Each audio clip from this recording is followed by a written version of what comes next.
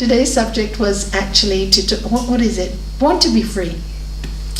Born to be free. Wow. Do you feel free? Yeah. Yeah? Good. Anybody here feel trapped? You can say the truth. Yeah. Okay. Born to be free. Sometimes when I first started on this path, I felt totally trapped. And even for the first years, trapped. I trapped not because anything trapped me. I trapped myself into things that I have to be, or I have to prove, or I have to look like, and to be acknowledged, to be recognized, to be liked, to be cared for. And I trapped myself, to appear always good and kind. So what happened was, when I trapped myself, I thought I was free, but I was not free, because I wasn't me. I was a compilation of what people expected of me. Right? What my mother expected of me, what my father expected of me, what my friends expected of me. And inside that person was a rebel, coming to an Indian family. I was a bit of a rebel in the sense that I felt, I felt, for example, girls. When I was brought up, girls were not allowed to study. So I really wanted to study. I loved books. I've always loved books, straight A student. But no, you have to, you probably went through the same thing, right? You have to sew and cook, and hopefully you get a good husband and arrange marriage, right? And of course I said to my parents, no way, I'm not going to do that. And so how does one set themselves free from all these traditions and ideas? In my case, I just rebelled. I went out with an American boyfriend. My parents really freaked out. So they said, you know what, better you go and study, go to university.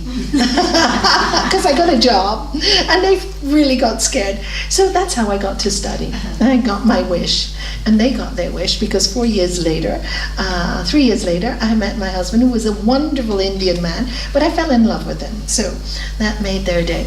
But you see, born to be free. Before you can be free, you have to understand what ties you. What views tie you down, what ideas we have tie us down, because that's what ties us down. And sometimes we just bursting to express, to be who we were born to be. But before you can be free, you have to discipline yourself to find out who you are first. And then when you find out who you are, you realize you were always free. And the only person that bound you was your own mind. No mother, no father, no friend can bind you. The only person that binds you is yourself.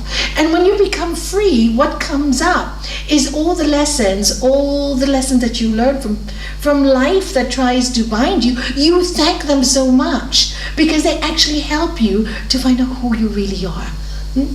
So everything that actually binds you, don't think of it as binding. That is the secret. Think, this lesson has come to me because I'm meant to be, for example, free in this relationship. Why do I feel bound in this relationship? As so many people feel, trapped or bound in their relationship, in their marriage, because we've allowed it. We've stopped ourselves from allowing ourselves to be us because somebody else doesn't approve of it. So this is where you get all the arguments in relationships, right? Because somebody expects you to be a certain way, and you will bow down for 3 or 4 times so that you don't have an argument. But then in that process, have you lost who you are? Have you lost who you are? So how do you balance being free with what you have? And the only way I found to do that is the freedom comes from deep, deep, deep within you. First of all, you have to recognize who you are. We talked about a fourth dimensional state, a different stage when we die, a stage that we don't understand here. Earlier on, when we were doing the mantra initiations, I was explaining to them there are many things that we're not taught in school about ourselves, that we are really free. There are many things that we are not shown.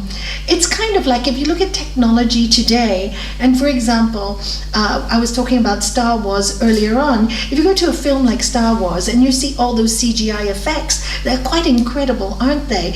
And you know how they make the explosions and how they, superimpose the galaxies, and it's quite phenomenal what they've done with movies and television and film, just by ideas of a few men's minds or women's minds, right? So they've done so much in our technical, physical world, but we haven't experienced the same thing in our spiritual dimension, because we haven't spent enough time in the meditation, in the quiet time, in the connection, in the experience that, you know what, I am really free, I am energy. And of course, I have a human body which binds me anyway. Already I am bound by my personality, by what I've been given as I was born. Some people are artists, some people are singers, some people are speakers, some people are writers. Doesn't matter what you are. We're within that binding of who we are in your human personality. Where do you find the freedom? How do you find the freedom? And the freedom without hurting anybody else, because another great fear mankind has is, I don't want to hurt you. So I don't want to hurt you, so I get angry at you because you don't allow me to be me. So, hello, I'm already hurting you, do you see? But if I can be fully me and recognize that you are so different from me and your expectations of me is never going to happen, but it's okay, then you can be really free. It's kind of this poster I got in the 70s that said this, and it was on my wall. I am not in this world to live up to your expectations. You are not in this world to live up to mine. I am I and you are you. And if by chance we meet, it's beautiful. And that's freedom. When we're constantly trying to change someone, when we're constantly trying to change ourselves. You see, it's not about changing ourselves. It's about transforming ourselves to who we're really born to be. And who we're born to be is joyful. We're born to, within the realms of world and life, it doesn't mean when people think of freedom, they think, oh, I'll just be bohemian, don't bother to, I see many yogis like that, don't bother to make a living, I'll just beg, and meditate all day and everybody's going to feed me. Unless you're a very special kind of person, most people are not sincere with that. But all of us are born to be free within the confines of our world. So we have to be responsible in order to be free as well. Being free doesn't mean being irresponsible. It doesn't mean being irresponsible. And this is, a lot of people mistake being free for being irresponsible. Many people say, oh, I just want to go and stay in the beach all my life. It's brilliant. There's nothing wrong with that. Do it. Enjoy it. But how are you going to feed yourself? Feed yourself. Look after yourself. Do it. Oh, I'm happy feeding off the fish of the sea. Fine. Does it give you peace? Then do it. But can many people do that? Many people can't. So you have to know yourself first in order to be free. Where did you come from? Who are you? What is your place on this earth? Where have you been placed? Now, look at where you have been placed and ask yourself, am I happy in this place? Do I feel free in this place? People who have families say, I feel trapped by my families. No, they haven't trapped you. You chose a family life. So why do you feel trapped by your family? Well, because I have responsibilities. Try not to look upon things as responsibilities, because that's the traditional thinking. I chose a family because I wanted love around me. I want to build a home. That's why you choose families. That's why you choose a partner. And we forget all of these great truths. And we get a partner, we get a family, and we fall into drudgery, hard work, gotta make a living, gotta do this. Yes, you gotta make a living. But my father was such a wise man. He loved his work because he could bring food back for his family, and it was a joy to feed his family. Freedom is not judging, it's doing everything with love. You know, it's not counting. It's not I do this for you and you do this for me. That ties us. We count things, we calculate. You know, in the beginning, of course you have to do that when you're learning about situations and people, because you have to be a little careful in this world today. You have to do that. But once you understand, then the whole idea of families is to feel one. Community, because when you feel one, there is a joy, right? When you walk into your home and you're all laughing together, sitting down having dinner, not judging each other. I don't like you because you've done this, and oh, this one is, my brother is a crook. And if you find that happening in your family, there's a lot of judgment. Where there is judgment, there is no freedom. There is no freedom in judgment. And that's what I learned. How to become free. Well, I'm born to be free. Why don't I feel free? And then I watched the contents of my mind stuff. What is yoga? Yoga's chitta, vritti, nirodha, tada drastue swarupe vastanam. The restraints of the modification of the mind stuff is yoga. Then the seer abides in its own true nature. Your nature is free. So what is stopping you? Your mind. So then when you start blaming people, that's why I always tell everyone, the first thing, notice, are you blaming somebody else for your unhappiness? If you are, you have sold your freedom. Either leave or accept. Two decisions to make. If you're going to complain for the rest of your life, you leave everybody in hell. There is no peace, there is no God, there is no meditation, there is no joy. So either you stay and make sure you enjoy every moment despite the problems, or you leave. But if you leave, you leave. You don't be like these people that have separations and divorces, and they leave, but they leave 10 years of pain and arguments and fights. They haven't left. I said, why have you left your partner? You might as well stay. The fights while you were together was smaller than the fights while you were away. And you're not going to meet anybody else or have any joy. So not only have you lost something you could have repaired, or maybe not, but you've lost everything. You've lost another 10 years of your life. If you leave, you leave. You leave with love. Then you are free. And this is it. The idea of freedom is to love your life.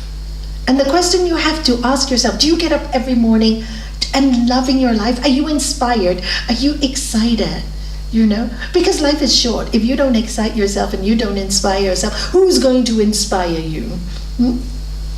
Because remember, you are already free. That's the secret. That's the secret. That's why I keep on telling you all the time to remind yourself, as Master Shivananda reminds us, I'm not this body, I'm not this mind, immortal self I am. Can you say that with me?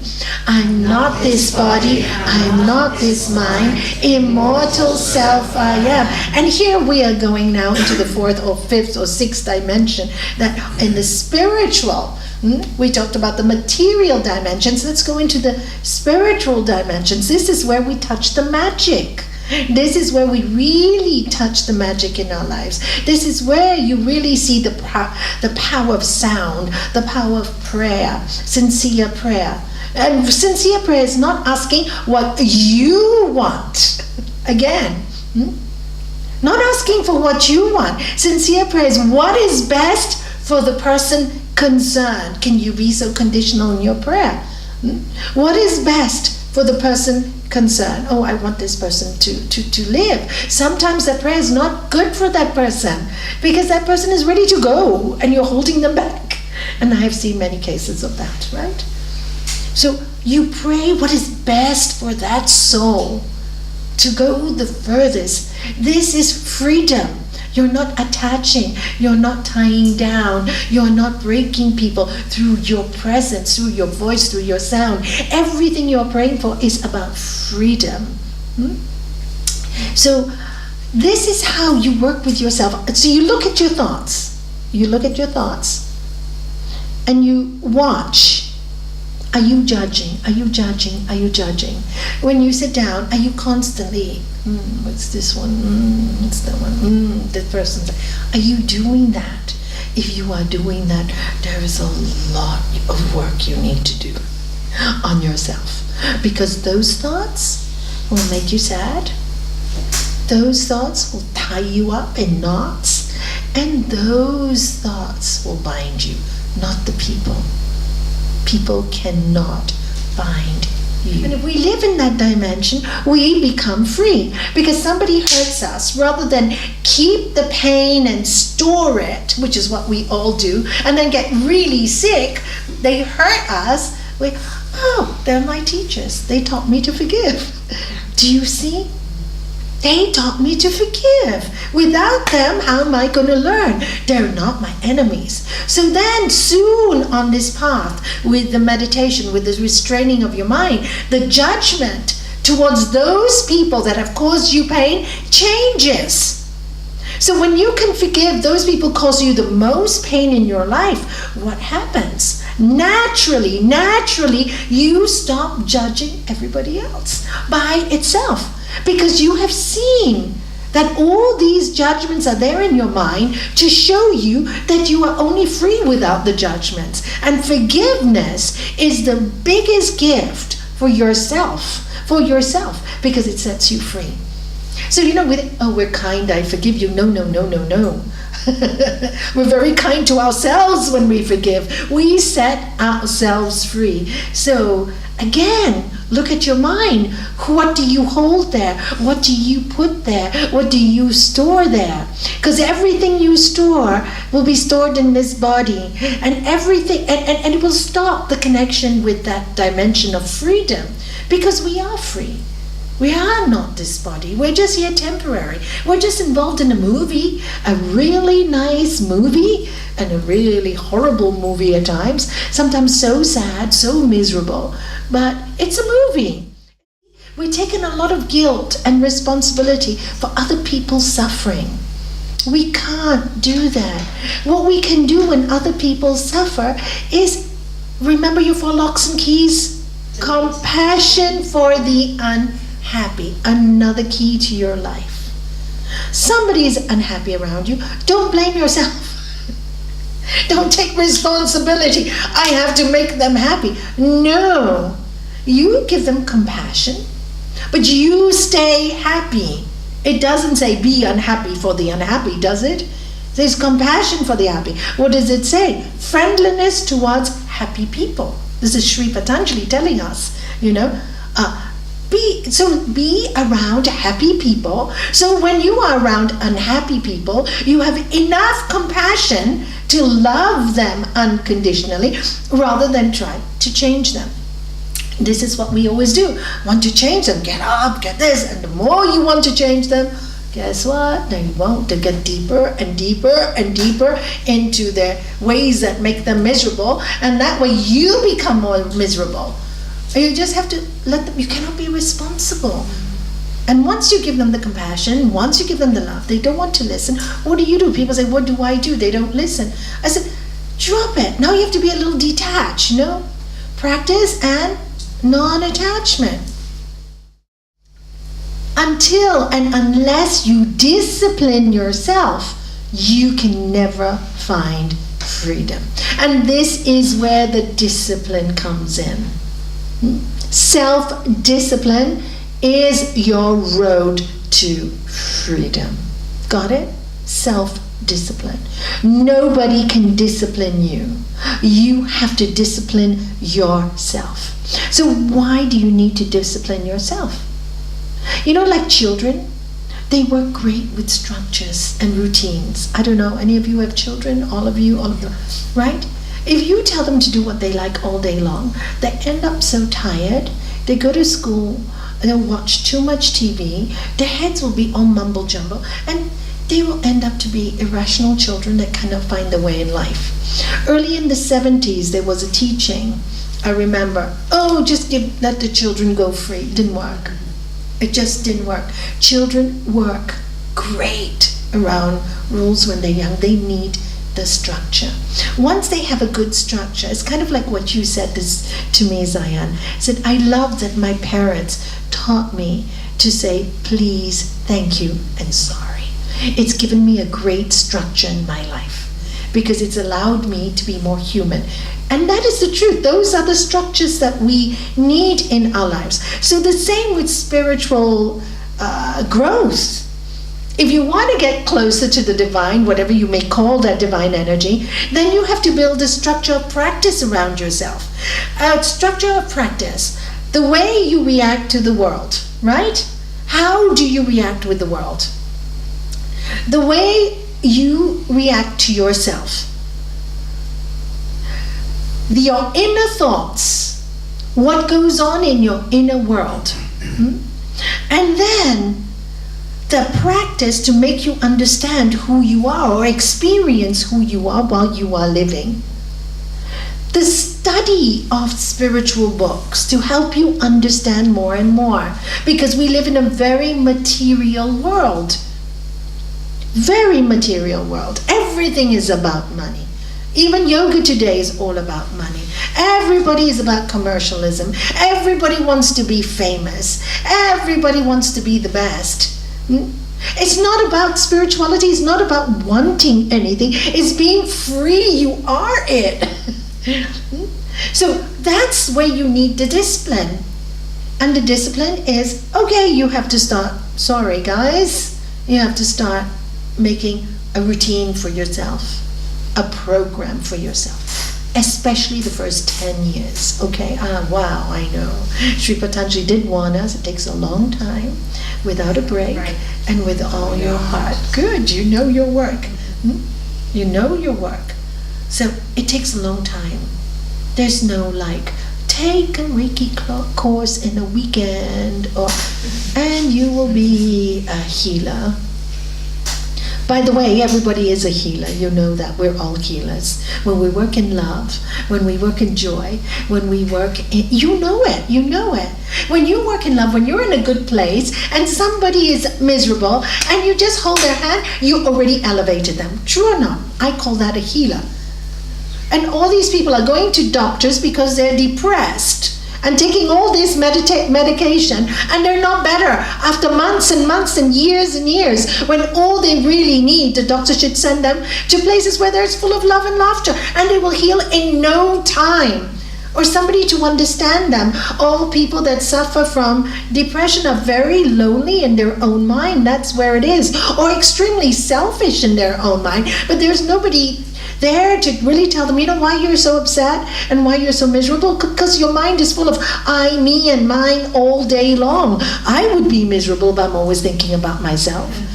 Because if you're always just thinking what I want, what I need, why aren't you making me happy? I need you to make me happy. I need this to happen. If I win the lottery, then I'll be happy. You may be dead by the time you win the lottery, and that's actually happened to somebody I know. We trap ourselves. And then we think we're not free, but we are born to be free. And when we become free, we really start to see the fourth dimension, or fifth, or sixth, or seventh, and enjoy life. And there's a magic in it. And then, what happens when you become free is there are not any great desires left. There's nothing you really want. There's nothing that, if I had this, it'll make me happy. Because you know now that everything you need is right here, right now. And Sri Patanjali in the sutras you haven't studied tells you that. You lose desire to want things, to want fame, to want fortune. You just lose it. There's no desire because you've got everything you want. So you're quite happy. And that's really, and you know, at that stage, whatever you need is given to you. Don't ask me how it works. I just see it again and again and again in my life, and people who practice this, I see this in their lives. Things that they need just come to them. They may have to struggle a bit, because to learn, to trust and have the faith, but it will come again and again and again. And that is the magical part of it. This is why I understood so clearly when Lord Jesus said, "Seek ye the kingdom of God and all its righteousness first." Seek ye first the kingdom of God and all its righteousness, and everything else will be added on to you. And you know that famous Sanskrit story? Maybe some of you have heard it already. I tell it quite often, that Gurudev tells. There was a king, and he called his ministers in one day, and he told his ministers, "Today, I'm going to put everything I own into the courtyard. We're going to invite all the villagers. They can take whatever they want in that courtyard. Everything in that courtyard, whatever they want. First come, first serve." Wow, the next day you can imagine the king sitting there watching everybody.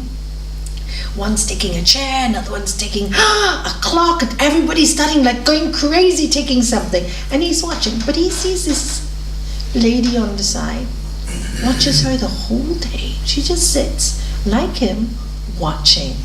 So by the end of the evening, everything was wiped out. She took nothing. And he was shocked. She just sat there in front of him and said, "Why have you not taken anything?" And then she looks at him and said, "Did you say that I could have anything in this courtyard?" He said, "Yes, I choose you."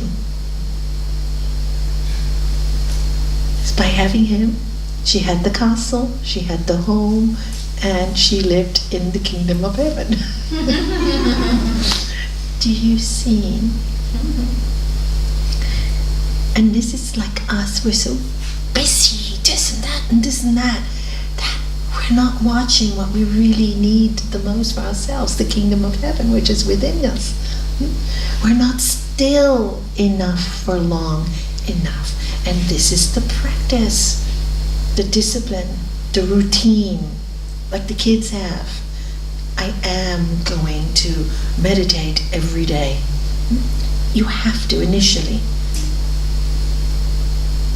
People say, "Nalanie, I try this way and try this way." Yeah, but you can keep your mind still. Great, try all the ways. But you have to be still. Whichever way, you want to do it on the beach, but you have to be still. Because while you're moving, what happens? You're moving, you're creating vibration again, you're disturbing the stillness. So develop stillness in yourself. This is why we do Hatha yoga, the physical yoga, right? After Hatha yoga class, I don't know, any of you experienced a Hatha yoga class? Okay, if you haven't, please come to our Tuesday once when I'm teaching it. Just one time. After the Hatha class, it's not the Hatha class, it's after. When you do the meditation and the deep relaxation. That time there is a quietness in you. There's a quietness. Why? Because before that, the body's full of toxins, food, digestion. So we are moving this way, that way, forward, back. So everything is being moved in the body. We're working on our endocrine system. We're working on different systems in our body. Hormones are moving. So by the end of the class, your body is quite tired, but not aerobically tired. It just becomes quiet. And then we do the deep relaxation. And then you're willing to let go because the body is now willing to rest. It's just ready to rest. It's ready to be still. It's really important to get your body in a still pace before you start. But this day and age, we're so busy, it's quite impossible to do. So Sri Patanjali gives us another clue. He tells us swadhyaya, which means, anybody remember? Yes, study of spiritual books. Thank you. Read something spiritual to elevate yourself. Read something to bring the mind to a place because it's not gonna go. It refuses to. It won't. You try. How many of you tried it? Go through a great tricycle quiet. It's difficult. It's almost impossible. So you take a lovely reading or lovely music. Lovely music. Music is another great tool. And you take a few deep breaths. Do some pranayama. Really important. Do some nadi sudhi. Inhale the music, inhale the beautiful words that you have read, the beautiful words that you have read. And even if it's 2 lines, bring it into your mind. And then you can sit. And now you are ready. It is really important to prepare yourself for meditation. As in cooking, it's the same thing. It's easy to put everything in the pot. What is the most difficult part of making a soup? Chopping. But without the preparation, there is no soup. So in meditation, without your preparation, there is no silence. So use breathing as a tool, use spiritual study as a tool, and use music as a tool. And then the mind will be silent. And then in that silence, just enjoy it. The thoughts come up, you let them go. This is the practice of non-attachment also. And this is training your mind to let go of things. It comes, for example, I see a rose, I'll remember the puja, and from the puja I'll remember I got a bouquet a week ago, what a beautiful bouquet when I came home, and then the mind will go. This is where we use the mantra. Bring the mantra in, and then the thought will go to another thought. Bring the mantra in, bring the mantra back, and do it all gently with love. Freedom in your discipline. Freedom in your discipline. Don't tie yourself and not say, I have to. No. The mind will rebel. Freedom in your discipline. And then you sit down and you will enjoy the silence of your mind, and then you will feel free. And the more you feel the freedom from within, the less attached you get to your desires for material things. They drop you. And that's the way to do it. That's what the masters used to tell us. Just by this practice, your problems will leave you, anger will leave you, fear will leave you. It will leave you. You don't have to leave it. But don't fight with yourselves. Love yourselves. Be free within yourself. Be free within your mind. So discipline to attain freedom. And you feel the connection. And the secret is the discipline makes you never let go of that connection. And that's why you need the discipline to be free. Because with that discipline, keep practicing, then you're always in remembrance that I am not this body, I am not this mind, immortal self I am. So why am I taking this situation so seriously? Why am I judging myself so harshly? Why am I judging this so, why am I putting so much energy into this situation? Why don't I let it go? I'm not this body. I'm not going to be here one day. Why am I wasting so much of my wonderful life? Don't waste time. It's so precious. And we're here for such a short while. We really are. Time goes like this. So don't waste your life. Enjoy it. But in it, try and be creative. Try and give something back to our world. Whatever skill you have, whatever the music you have in you, whatever joy, that try to give to our world. Not pain, not suffering, not judgment, but a lot of love. Our world needs that love.